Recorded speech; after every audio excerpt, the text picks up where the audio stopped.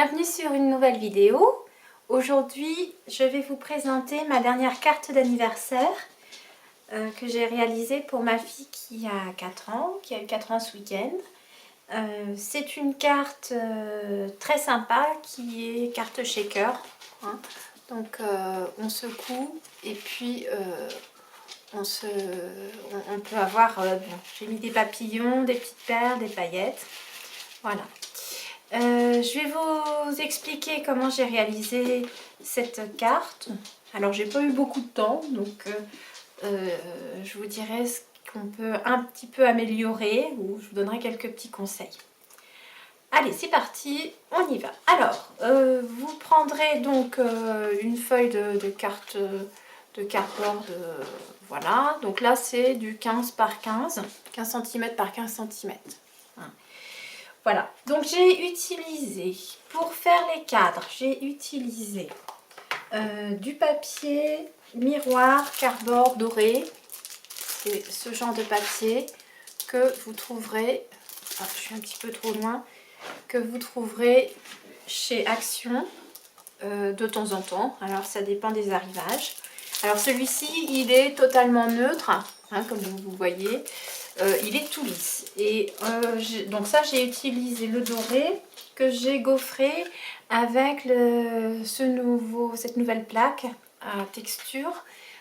C'est du Stampin' Up. C'est sur le dernier catalogue. Et elle mesure à peu près 15,5 cm sur 15,8 cm. Donc ça passe très bien dans une Big Shot. Alors les pois sont en dégradé, c'est ça qui m'a beaucoup plu parce que pour la neige ça peut être sympa. Et là je m'en suis servi, vous voyez, pour faire du relief. Alors oui, on voit le reflet de ma vidéo avec. Du reflet, donc voilà. Hein, c'est très sympa. Et c'est pour la fête ou les confettis, ça peut être un bon outil. C'est à peu près 9,50 €. Voilà, pour vous dire. Ensuite, pour la carte en elle-même, j'ai utilisé pareil du cardstock de couleur donc jaune. Ça, c'est du papier que j'ai trouvé chez Action. Aussi, c'est du 220 à peu près milligrammes. Alors, bon, il faut vraiment bien plier au plioir parce que du coup, je l'ai fait un petit peu rapidement. Et vous verrez, bon, c'est un petit peu fragile quand même sur le bord, mais bon, pour une carte d'anniversaire d'enfant, ça convient très bien, sachant que en 2 temps, 3 mouvements, ils vont la secouer dans tous les sens. Voilà. Alors, j'ai utilisé mon coup de foudre tampon de ce mois-ci. Ce sont... Ah, ils sont pas bien rangés. C'est les tampons Stampin' Up, Carousel Birthday. Donc là aussi, c'est récent. J'adore vraiment, le cheval est magnifique hein, pour faire un manège en 3D. Donc là il y a le manège, les tentes, la petite arrambasse on va dire, et puis le texte bon, que j'aime moins qui est en anglais, mais sur d'autres projets je les utiliserai. Donc coup de foudre vraiment sur le cheval, la tente et le manège. Et donc du coup j'ai réalisé la petite carte qui se présente comme ça. Donc il y a trois niveaux de papier plus la carte. Hein, donc il y a une petite feuille blanche que vous retrouvez comme à l'intérieur avec le motif du manège. Suivi d'un petit cadre relief, c'est pareil, un petit cadre. Je m'approche au plus près. Je ne sais pas si vous voyez, mais il y a des reflets, c'est des petites étoiles. C'est un cadre avec un papier rose. Donc tous les cadres sont faits avec des dies et à la Big Shot, j'ai utilisé les carrés de Spellbinders. Je vous mettrai la référence en bas de la vidéo, enfin à la fin de la vidéo. Ensuite, alors très rapidement, hein, pour une fois je suis rapide, j'ai été obligée d'être rapide, j'ai pas eu beaucoup de temps pour préparer ma carte. Donc j'ai tamponné à l'encre Stampin' Up, pareil, turquoise, rose melon, là il y a du jaune et du orange pour les petites tantes. Donc une nouvelle astuce aussi que je voulais vous montrer. Habituellement j'utilise du gros pour faire la fenêtre comme ça, des couvertures transparentes, vous savez, pour les dossiers. Donc elles sont assez épaisses, elles se raillent aussi facilement. Et par hasard j'ai retrouvé un carton avec des papiers, vous savez, pour écrire, des papiers transfert. C'est tout fin et il y a une petite protection, hein, un petit calque de protection. Voilà, alors là du coup il est bien, collé au papier, donc il s'enlève. Là c'est un petit peu électrostatique, donc ça s'enlève. Alors j'ai un autre exemple à côté d'un petit morceau, ça s'enlève comme ça. Et donc j'ai trouvé que ça pouvait être... alors les deux étaient utilisables, un pour faire la vitre transparente, et c'est un peu moins électrostatique, comme c'est plus fin on voit moins les défauts parfois du plastique transparent, parce qu'il y a des fois on voit un peu des rayures, des choses comme ça, ou de l'épaisseur de plastique. Donc il y a ça, et du coup il y a ce qui nous reste une fois qu'on a utilisé la vitre, le papier calque. Et si vous regardez de près, je ne sais pas si vous allez le voir, enfin on se retrouve avec un petit motif léger, donc ça peut créer un effet texturé.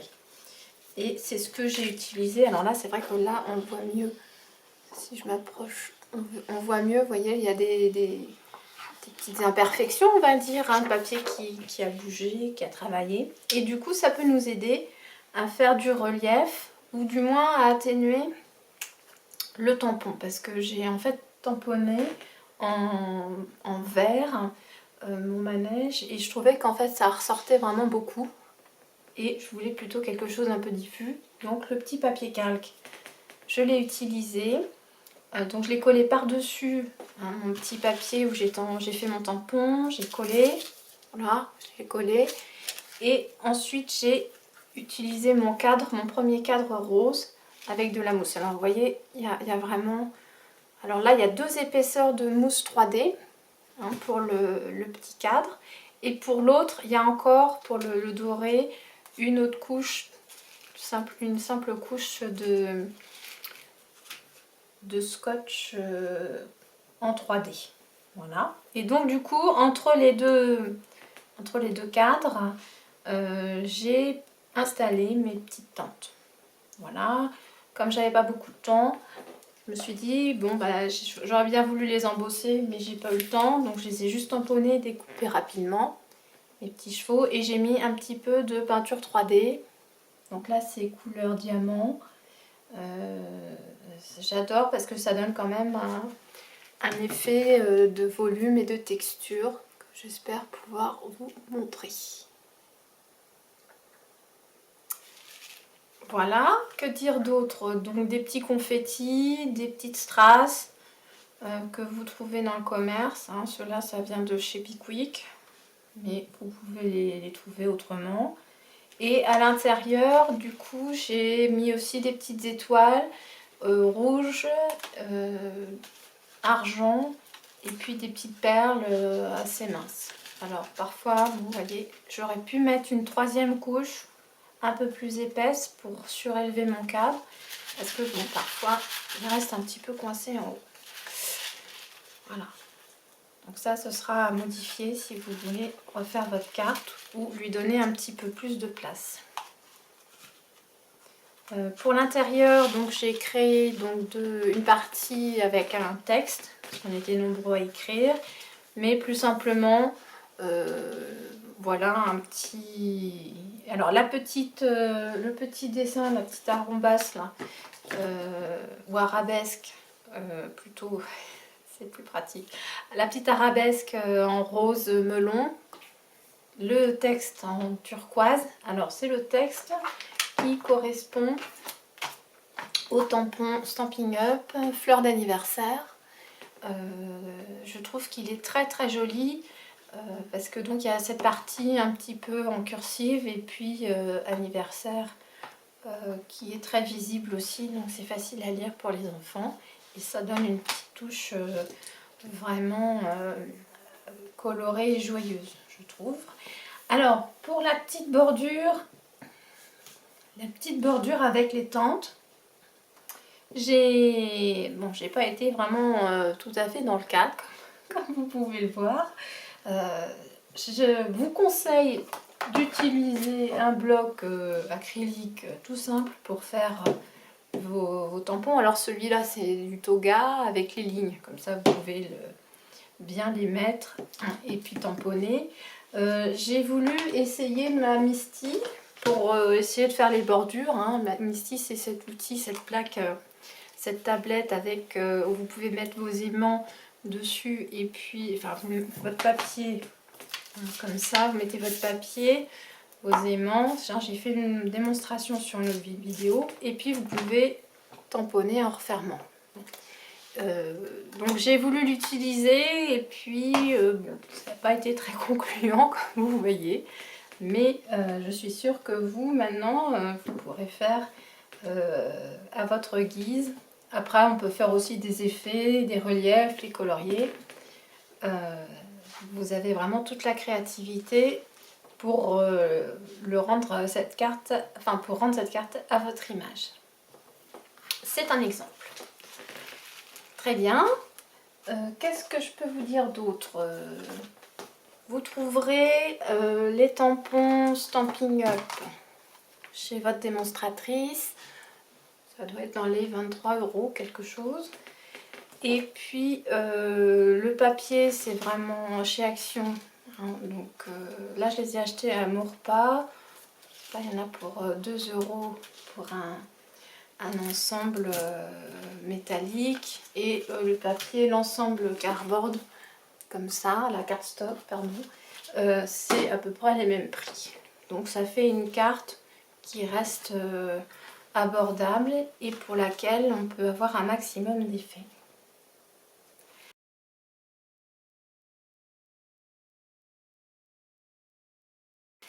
Je vous souhaite une très bonne journée créative et puis à bientôt pour de nouvelles aventures de scrap.